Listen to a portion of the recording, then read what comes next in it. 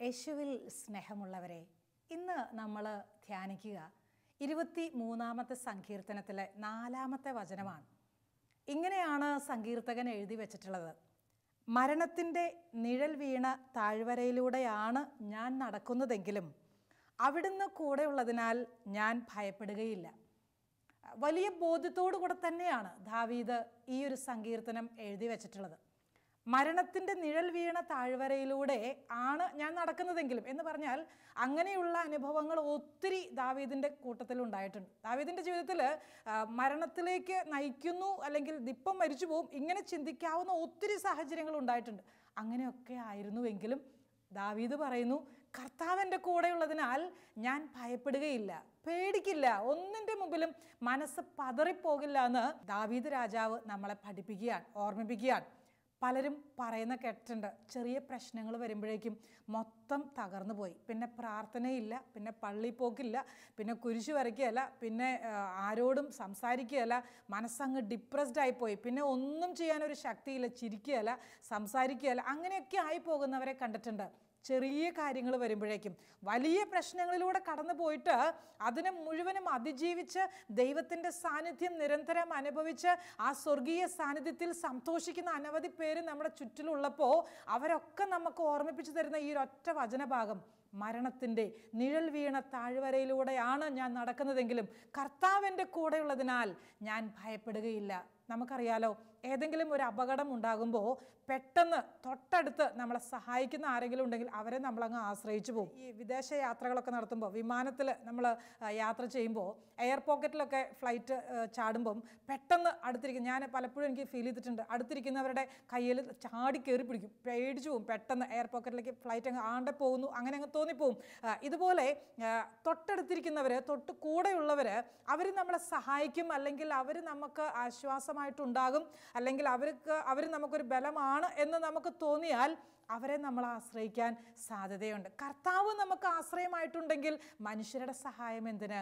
കർത്താവ് നമ്മുടെ കൂടെ ഉണ്ടെങ്കിൽ നമ്മൾ പിന്നെ എന്തിന് അസ്വസ്ഥരാകണം? നമ്മൾ പിന്നെ എന്തിന് ഭയപ്പെടണം? ആരെ പേടിക്കണം ഈ ഭൂമിയിൽ? മനുഷ്യരെ പേടിക്കണോ? കൂടെയുള്ളവരെ പേടിക്കണോ? സാഹചര്യങ്ങളെ പേടിക്കണോ? സംഭവങ്ങളെ പേടിക്കണോ? വേണ്ട എന്ന് കർത്താവ് നമ്മളെ ഓർമ്മിപ്പിച്ചു തരും.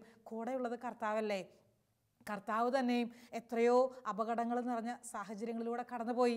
കർത്താവ് അതിനൊക്കെ അതിജീവിച്ച് നമുക്ക് കാണിച്ചു തന്നില്ലേ, മാതൃക കാണിച്ചു തന്നില്ലേ? ദാവീദ് രാജാവിൻ്റെ കാര്യം തന്നെ ഒന്ന് നമുക്ക് ഓർത്തു നോക്കാം. ആടുകളെ സംരക്ഷിക്കാനുള്ള അവസരത്തിൽ കരടികൾ വരുന്നുണ്ട്, സിംഹങ്ങൾ വരുന്നുണ്ട്. അവരുടെയൊക്കെ ഇടയിൽ നിന്ന് ആടുകളെ രക്ഷിക്കുകയാണ് ദാവീദിന് അതൊരു പ്രശ്നമുള്ള കാര്യമല്ല. ദാവീദ് ആടുകളെ രക്ഷിക്കാൻ വേണ്ടിയിട്ട് സിംഹത്തെ ആണെങ്കിലും കരടിയാണെങ്കിലും കൊല്ലാനോ അല്ലെങ്കിൽ അതുങ്ങളെ ഇല്ലായ്മ ചെയ്യാനോ ഒന്നും ഒരു ഭയവും ഇല്ല. ദാവീദ് വളരെ ശക്തനായിരുന്നു, വളരെ ധൈര്യമുള്ള മനുഷ്യനായിരുന്നു. അതുകൊണ്ട് തന്നെ എല്ലാം എളുപ്പത്തിൽ അതിജീവിക്കുകയാണ്. കർത്താവ് കൂടെയുണ്ടെന്ന് ബോധ്യമുള്ളത് കൊണ്ട് മാത്രമാണ്. സ്വന്തം ശക്തി കൊണ്ട് പറ്റില്ല എന്ന് ദാവീദിന് നല്ല ബോധ്യമുണ്ട് താനും. ഓർക്കുന്നില്ലേ, ഗോലിയാത്തിനെ വധിക്കാനായിട്ടൊക്കെ ഒരുങ്ങുന്ന സമയത്ത് ചുറ്റുമുള്ളവരൊക്കെ നിരുത്സാഹപ്പെടുത്തി, സഹോദരന്മാർ പോലും വഴക്കുണ്ടാക്കി. എന്തിനാ നീ അങ്ങോട്ട് പോണത്, ഞങ്ങളുടെ പേര് കളയാൻ, അങ്ങനെ പറഞ്ഞ് കൂടെയുള്ളവരൊക്കെ ദാവീദിനെ നിരുത്സാഹപ്പെടുത്തിയായിരുന്നു. പക്ഷേ ദാവീദിന് അതൊന്നും ഒരു വിഷയമല്ല. ആരെ എങ്ങനെ നെഗറ്റീവ്സ് പറഞ്ഞാലും, ആരെങ്ങനെ പിന്തിരിപ്പിക്കുന്ന വാക്കുകൾ സമ്മാനിച്ചാലും, ആരെങ്ങനെ നമ്മുടെ ശക്തി മുഴുവനും ചോർത്തിക്കളയുന്ന പോലെ സംസാരിച്ചാലും ദാവീദിന് അത് വിഷയമല്ല. കാരണം ഉള്ളിൻ്റെ ഉള്ളറകളിൽ അടിസ്ഥാനപരമായി വലിയൊരു ബോധ്യം ഉണ്ടായിരുന്നു മനസ്സിൽ. എന്ത്? കർത്താവ് കൂടെയുണ്ട്, എൻ്റെ കർത്താവ് കൂടെയുണ്ട്. എത്ര വലിയ അപകടമാണെങ്കിലും കർത്താവ് കൂടെയുണ്ട്, എൻ്റെ കർത്താവ് എന്നെ രക്ഷിക്കും. ഈ ഒരൊറ്റ ബോധ്യമാണ് ദാവീദിനെ എപ്പോഴും ശക്തിപ്പെടുത്തിക്കൊണ്ടിരുന്നത്. ദാവീദിന് ഈ ഗോലിയാത്തിനെ കാണുമ്പോൾ തന്നെ പേടിച്ചിട്ട് വീഴാമായിരുന്നു, തലകറങ്ങി വീണു പോകും. അത്രയും മല്ലനായൊരു ഗോലിയാത്ത്, അത്രയും ആചാനുബാഹു പോലെ നിൽക്കുന്ന ഗോലിയാത്ത്. ദാവീദ് വളരെ കൂളായി ഒരു കവിണയും 5 കല്ലൊക്കെ പെറുക്കി അങ്ങ് വളരെ ശാന്തനായിട്ട് ചെല്ലുന്നു. വളരെ കൂളായിട്ട് ഈ ഗോലിയാത്തിനെ തകർക്കുകയാണ്, ഗോലിയാത്തിനെ വധിക്കുകയാണ് ദാവീദ്. ഉള്ളിൽ കർത്താവുള്ളവർക്ക്, ഹൃദയത്തിൽ കർത്താവിൻ്റെ സാന്നിധ്യം എപ്പോഴും അനുഭവിക്കാൻ പറ്റുന്നവർക്ക് തിന്മയെ തോൽപ്പിക്കാൻ, തിന്മയോട് മല്ലടിക്കാൻ അവർക്ക് എളുപ്പമാണ്. കാരണം ഉള്ളിൻ്റെ ഉള്ളിൽ നല്ല ബോധ്യമുണ്ട്, കർത്താവ് കൂടെയുണ്ട്, എൻ്റെ കർത്താവ് കൂടെയുണ്ട്, ആർക്കും എന്നെ ഒന്നും ചെയ്യാൻ പറ്റുകയില്ല. മരണമാണ് എൻ്റെ മുമ്പിൽ നിൽക്കുന്നതെങ്കിലും പേടിയില്ല. തകർന്നു വീഴുന്നില്ല, തളർന്നു വീഴുന്നില്ല, ശക്തരാണ് അവർ. വിശുദ്ധ ആഗ്നസിൻ്റെ ജീവിതം നിങ്ങൾ ഓർക്കുന്നുണ്ടോ?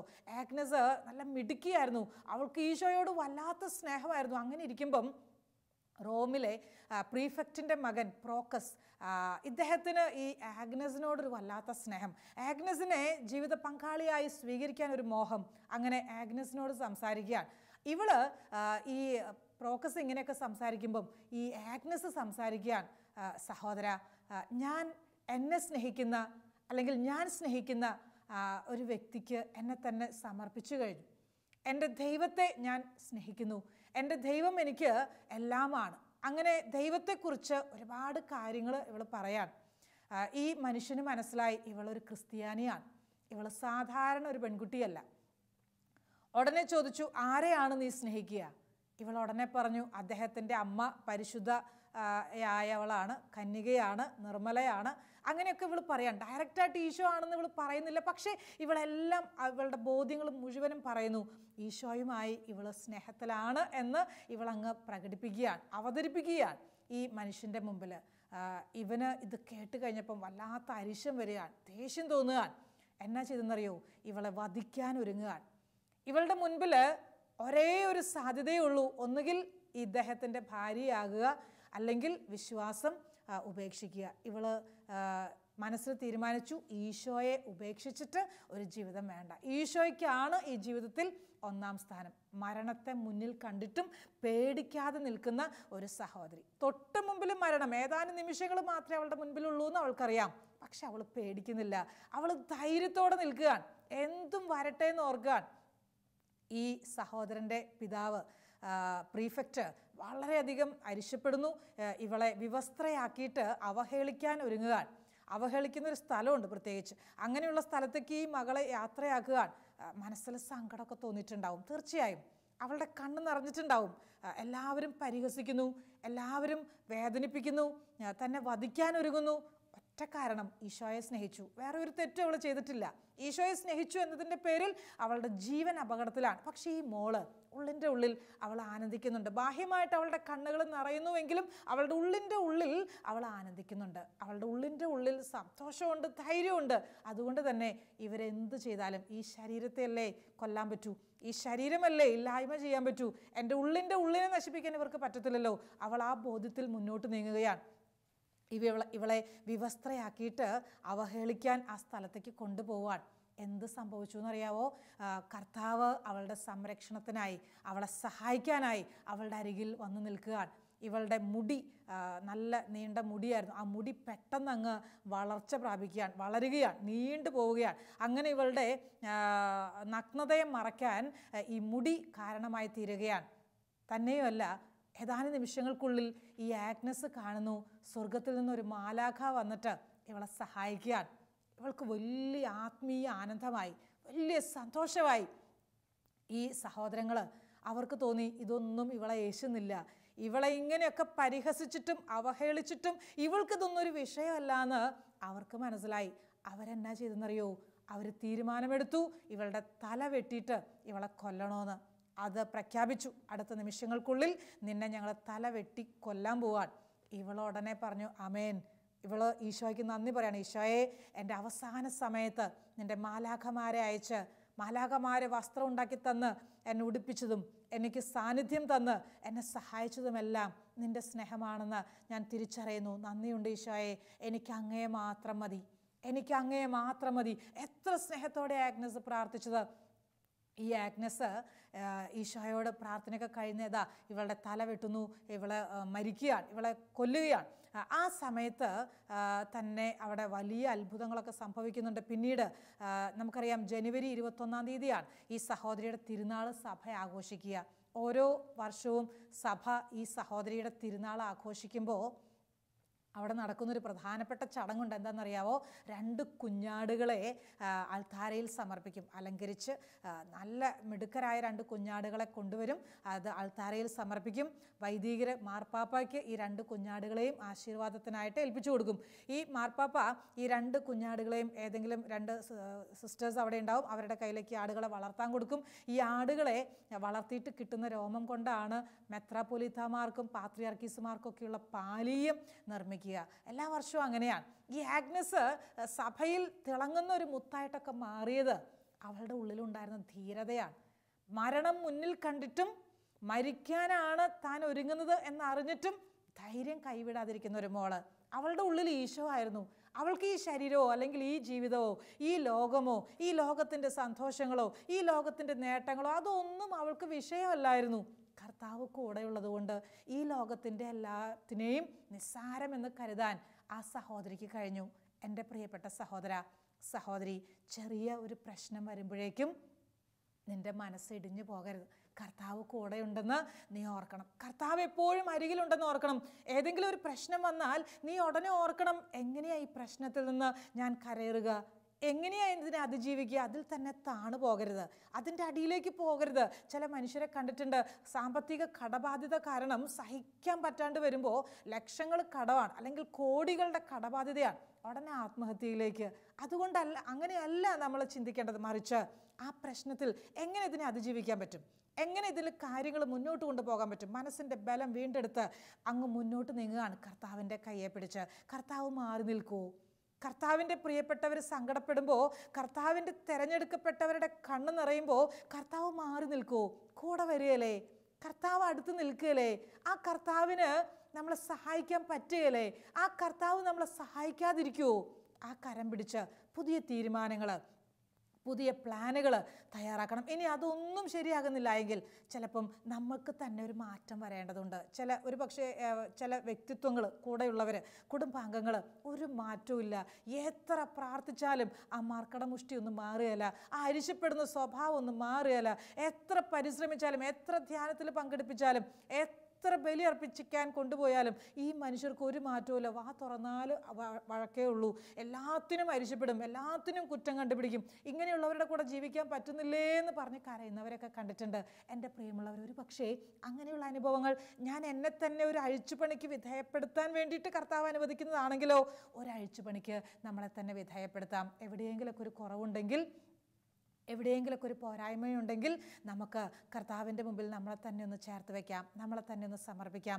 ഒരു അഴിച്ചുപണിക്ക് നമ്മെ തന്നെ സമർപ്പിക്കാം. കർത്താവെ, എവിടെയാണ് എൻ്റെ കുറവ്, എന്താ എൻ്റെ കുറവ്, ഒന്ന് കാണിച്ചു തരണേന്ന് നമുക്ക് തന്നെ ബോധ്യപ്പെടുത്തണം. സത്യത്തിൽ ഇങ്ങനെ മരണത്തിൻ്റെ നിഴൽ വീണ താഴ്വരകൾ നമുക്ക് അനുഭവപ്പെടുന്നുവെങ്കിൽ ഒരു കാര്യം ഉറപ്പിക്കാം, കർത്താവിൻ്റെ സാന്നിധ്യം ഏറ്റവും അധികം അനുഭവിക്കാൻ ഭാഗ്യം കിട്ടുന്നത് ആ സമയങ്ങളിലാണ്.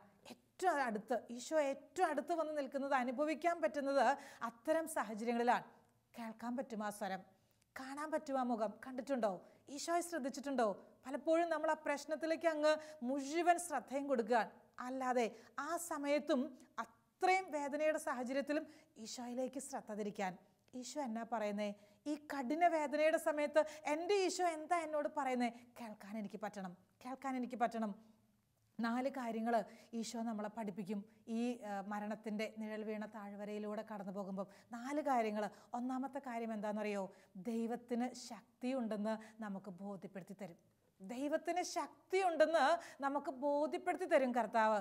അത്രയും പ്രതികൂലങ്ങളിലൂടെ കടന്നു പോകുമ്പോൾ അറിയാലോ, ദാവീദ് രാജാവിനൊക്കെ എത്രയോ അനുഭവങ്ങൾ, പ്രവാചകന്മാർക്ക് എത്രയോ അനുഭവങ്ങൾ, അപ്പസ്തോലന്മാർക്ക് എത്രയോ അനുഭവങ്ങൾ.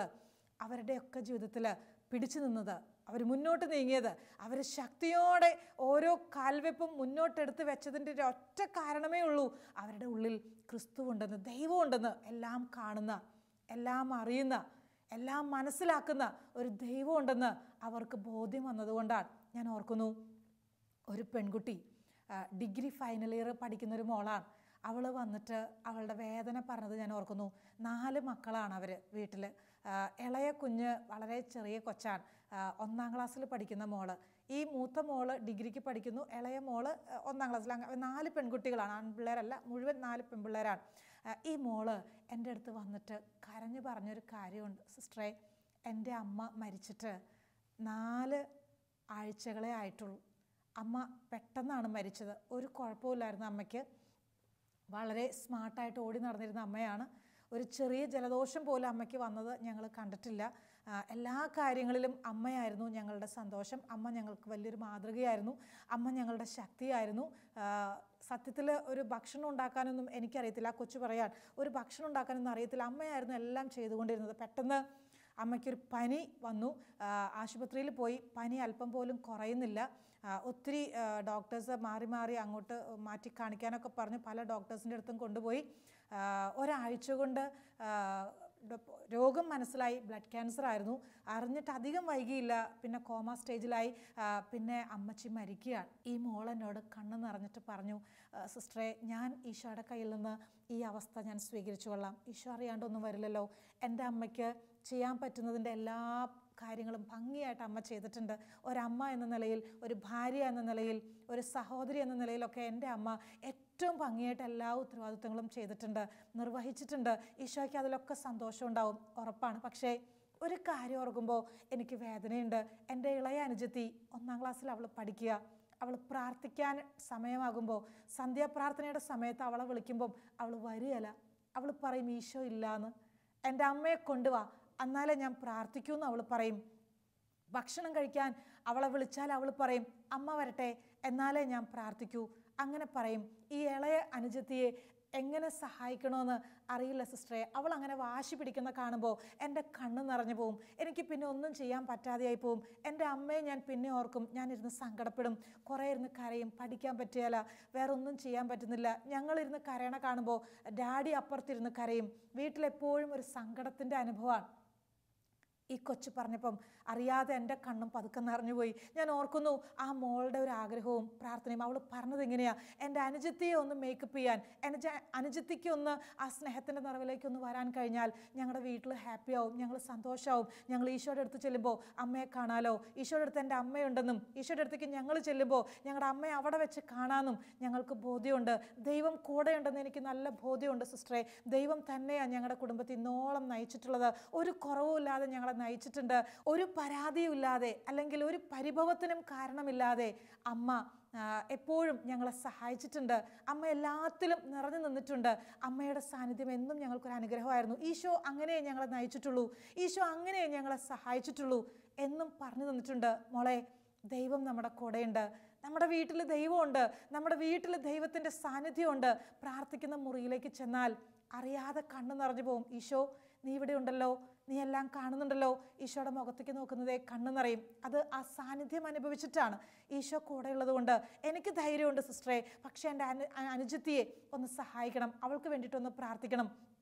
ഞാൻ ആ കൊച്ചിനെ, ഇളയ കൊച്ചിനെ അടുത്തേക്ക് വിളിച്ചു, തലേ കൈവച്ചു, കുറേ സമയം പ്രാർത്ഥിച്ചു. ആ മോള് പതുക്കെ കണ്ണൊക്കെ നിറയുന്നുണ്ടായിരുന്നു.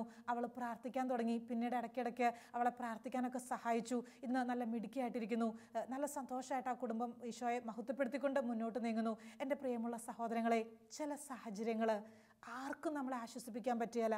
ചില സാഹചര്യങ്ങളിൽ ആർക്കും നമ്മളെ മനസ്സിലാക്കാൻ പറ്റിയല്ല. പക്ഷെ ഒറ്റ ഒരു കാര്യം മനസ്സിലോർത്തോണം, ദൈവം കൂടെയുണ്ട്. ദൈവം കൂടെയുണ്ട്. മരണത്തിൻ്റെ താഴ്വാരങ്ങൾ നമ്മളെ പഠിപ്പിക്കുന്ന വലിയൊരു സത്യമാണത്. ദൈവം കൂടെയുണ്ട്. രണ്ടാമത്തെ ഒരു സത്യമുണ്ട്, ദൈവത്തിന് എന്നെ സഹായിക്കാൻ പറ്റും, ദൈവത്തിന് എന്നെ ആശ്വസിപ്പിക്കാൻ പറ്റും, ദൈവത്തിന് എൻ്റെ കാര്യത്തിൽ ഇടപെടാൻ പറ്റും. എവിടെയോ ഉള്ള, എന്നോ എവിടെയോ എങ്ങനെയോ ജീവിച്ച് മരിച്ച് മൺമറഞ്ഞു പോയൊരു ക്രിസ്തു അല്ല നമ്മുടെ ഈശോ. കൂടെയുള്ള ക്രിസ്തു, അവന് നമ്മളെ സഹായിക്കാൻ പറ്റും. ഈശോ നമ്മളെ സഹായിക്കും ഏത് സാഹചര്യത്തിലും. നമ്മുടെ പ്രാർത്ഥന ഈശോ കേൾക്കും. നമ്മുടെ പ്രാർത്ഥനകൾക്ക് ഉത്തരം തരാൻ ഈശോ ഉണ്ട്. മൂന്നാമത്തെ വലിയൊരു സത്യം, ഈ വേദനകളും ഈ നൊമ്പരങ്ങളും ഒക്കെ നമ്മളെ പക്വതയുള്ളവരാക്കും, ശക്തിയുള്ളവരാക്കും. ഏത് സാഹചര്യത്തെയും അഭിമുഖീകരിക്കാൻ വേണ്ട ആത്മബലവും ആത്മശക്തിയും ഇങ്ങനെയുള്ള സാഹചര്യങ്ങൾ നമുക്ക് പ്രദാനം ചെയ്യും. ഞാൻ ഓർക്കുന്നു, കുഞ്ഞുനാളിൽ എൻ്റെ അമ്മയ്ക്ക് അസുഖം വന്നപ്പോൾ, ഞങ്ങൾ 4 മക്കളാണ്, 3 ആങ്ങളമാരാണ് എനിക്കുള്ളത്. ഞാൻ ഓർക്കുന്നു, വളരെയധികം വേദനയുടെ ഒരു കാലഘട്ടത്തിലൂടെ കടന്നുപോയൊരു സാഹചര്യം ഉണ്ടായിരുന്നു. സ്കൂൾ വിട്ട് വരുമ്പോൾ എന്നും വീട്ടിൽ നിറയെ ആൾക്കാരുണ്ടാവും. നോക്കുമ്പോൾ കാണാം, അവർ മമ്മിയുടെ ചുണ്ടിൽ പഞ്ഞി വെള്ളത്തിൽ മുക്കിയിട്ട് ചുണ്ടിങ്ങനെ നനച്ചു കൊടുത്തുകൊണ്ടിരിക്കും. ചെവിയിൽ അവർ ചൊല്ലിക്കൊണ്ടിരിക്കും, ഈശോ രക്ഷിക്കുക, ഈശോ രക്ഷിക്കുക. അവരങ്ങനെ ചൊല്ലുന്നതൊക്കെ ഇന്നും എൻ്റെ മനസ്സിൽ കിടപ്പുണ്ട്. അങ്ങനെയൊക്കെ കാണുമ്പോൾ പലപ്പോഴും കണ്ണ് നിറഞ്ഞിട്ട് പ്രാർത്ഥിച്ചിട്ടുള്ളതും, പലപ്പോഴും സ്കൂളിലേക്കൊക്കെ പോകേണ്ട സമയത്ത് നേരം വെളുക്കുമ്പോൾ ആരുമില്ല ഭക്ഷണമൊക്കെ തയ്യാറാക്കി തരാൻ. രോഗം വരുമ്പോൾ മമ്മിയുടെ അടുത്തിരിക്കാൻ ആൾക്കാരുണ്ടാവും, പക്ഷേ കാര്യങ്ങൾ ഭക്ഷണം ഉണ്ടാക്കി തരാനോ അല്ലെങ്കിൽ മറ്റാവശ്യങ്ങൾക്കൊക്കെ സഹായിക്കാനൊന്നും പലപ്പോഴും ചിലപ്പം ആരും ഉണ്ടായിട്ടില്ല. ഞാൻ ഓർക്കുന്നു, അങ്ങനെയുള്ള സാഹചര്യങ്ങളിലൂടെയൊക്കെ കടന്നു പോയപ്പോൾ ഞങ്ങൾ കുഞ്ഞുങ്ങളാണെങ്കിലും എല്ലാം തനിയെ ചെയ്യാൻ, എല്ലാം തനിയെ കണ്ടു പഠിക്കാനും ജോലികൾ ചെയ്യാനും ഭക്ഷണം പാകം ചെയ്യാനും തുണി അലക്കാനും മുറികൾ വൃത്തിയാക്കാനും ഒക്കെ തനിയെ പഠിച്ചു. 4 മക്കളും അതുകൊണ്ട് തന്നെ സ്വന്തം കാലിൽ നിൽക്കാനുള്ള പ്രാപ്തിയുള്ളവരായി പക്വതയിലേക്ക്, കൃപയിലേക്ക് കർത്താവ് നയിക്കുകയായിരുന്നു, കൈപിടിച്ചുയർത്തുകയായിരുന്നു. വേദനയുടെ അനുഭവങ്ങളായിരുന്നു ആ കാലഘട്ടത്തിൽ. സന്തോഷിച്ച അനുഭവമൊന്നും എൻ്റെ ഓർമ്മയിലില്ല. കുഞ്ഞുനാളിലൊക്കെ ഇങ്ങനെയുള്ള രോഗാവസ്ഥയും ഒരു മരണത്തിൻ്റെ അന്തരീക്ഷം തന്നെയായിരുന്നു വീട്ടിൽ. പലപ്പോഴും വീട്ടിൽ നിൽക്കുമ്പോൾ കണ്ടിട്ടുണ്ട്, സ്കൂളിൽ നിന്നൊക്കെ വരുമ്പോൾ കണ്ടിട്ടുണ്ട്, ആൾക്കാർ ഓടിക്കൂടും, ദേ മരിച്ചു മരിച്ചു എന്ന് പറഞ്ഞിട്ട്. 3 പ്രാവശ്യം മമ്മിക്ക് രോഗിലേപനം കൊടുത്തതൊക്കെ ഞാൻ ഓർക്കുന്നുണ്ട്. എപ്പോൾ വേണമെങ്കിലും മരിക്കാമെന്നൊക്കെ ഡോക്ടർ പറഞ്ഞിട്ട് കൈ ഒഴിഞ്ഞതൊക്കെ ഞാൻ ഓർക്കുന്നു. എൻ്റെ പ്രിയമുള്ള സഹോദരങ്ങളെ, അങ്ങനെയുള്ള സാഹചര്യങ്ങളിലൂടെ ഒക്കെ കടന്നു പോയപ്പോഴും, ആ വേദനകളിലൂടെയൊക്കെ കടന്നു പോയപ്പോഴും ഒറ്റ കാര്യമാണ് ഈശോ ചെയ്തുകൊണ്ടിരുന്നത്, ശക്തിയുള്ളവരാക്കുകയായിരുന്നു. പെട്ടെന്നൊന്നും വാടാത്ത പോലെ, പെട്ടെന്നൊന്നും തകർന്നു വീഴാത്ത പോലെ കർത്താവ് ബലപ്പെടുത്തുകയായിരുന്നു. കൈ പിടിച്ച് ഏത് പ്രശ്നത്തെയും അതിജീവിക്കാൻ, ഏത് സാഹചര്യത്തെയും നേരിടാൻ, എത്ര വലിയ തിന്മയെയും തോൽപ്പിക്കാനുള്ള ഒരു മനോധൈര്യത്തിലേക്ക്, ഒരു ആത്മബലത്തിലേക്ക് കർത്താവ് നയിക്കുകയായിരുന്നു. മരണത്തിൻ്റെ നിഴൽ വീണ താഴ്വരയിലൂടെയാണ് ഞാൻ നടക്കുന്നതെങ്കിലും കർത്താവ് എൻ്റെ കൂടെയുള്ളതിനാൽ ഞാൻ ഭയപ്പെടുകയില്ല.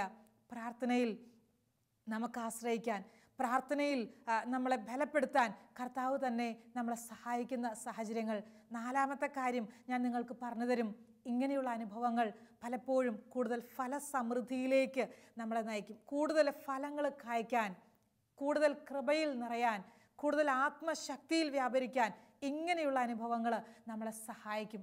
പ്രശ്നങ്ങളിലൂടെ കടന്നു പോകുമ്പോഴാണ് പുതിയ വഴികൾ കണ്ടെത്താനും ക്രിയാത്മകമായി ചിന്തിക്കാനും ക്രിയാത്മകമായിട്ട് പെരുമാറാനൊക്കെ നമുക്ക് സാധിക്കുക. നിഷേധാത്മക ഭാവങ്ങൾ മാറ്റിവെച്ച്, തളർത്തിക്കളയുന്ന ചിന്തകൾ മാറ്റിവെച്ച് ക്രിയാത്മകമായിട്ട് ചിന്തിക്കാനും തീരുമാനിക്കാനും പുതിയ കാൽവെപ്പുകൾ മുന്നോട്ട് വയ്ക്കാനൊക്കെ നമുക്ക് അവസരവും സാഹചര്യവും ഒരുക്കിത്തരും ഇങ്ങനെയുള്ള അവസരങ്ങൾ.